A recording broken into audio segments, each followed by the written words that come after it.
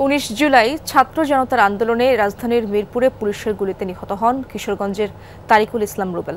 পরিবারের একমাত্র উপার্জনক্ষম ছিলেন তিনি। তাকে হারিয়ে দিশেহারা পরিবার। প্রশাসনের গড়িমসিতে ঘটনার প্রায় 2 মাসেও মামলা করতে না পারার অভিযোগ তাদের।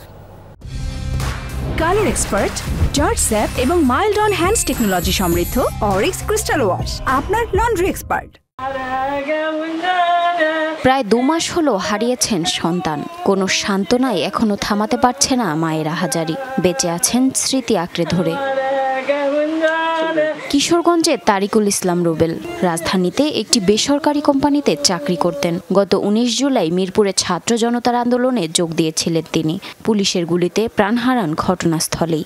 আমার সাথে আলাপ করছে সপ্তাহ অনেক পরে আইব, কতক্ষণ পরে উনি পুলিশে গুলি করে 3-4টি গুলি করে আমার ভূতেরে মাইরেলছে। আমার এই ছেলে আমার ইয়ে দূরে রাখছে, হাল দূরে রাখছে। এছাড়া আমার কোনো উপায় নাছিল না। পরিবারের একমাত্র উপার্জনক্ষম ব্যক্তি ছিলেন রুবেল। তাকে হারিয়ে দিশেহারা পরিবার। আগামীর দিনগুলো নিয়ে দেখা দিয়েছে অনিশ্চয়তা। এখনো মামলা করতে পারেনি স্বজনরা।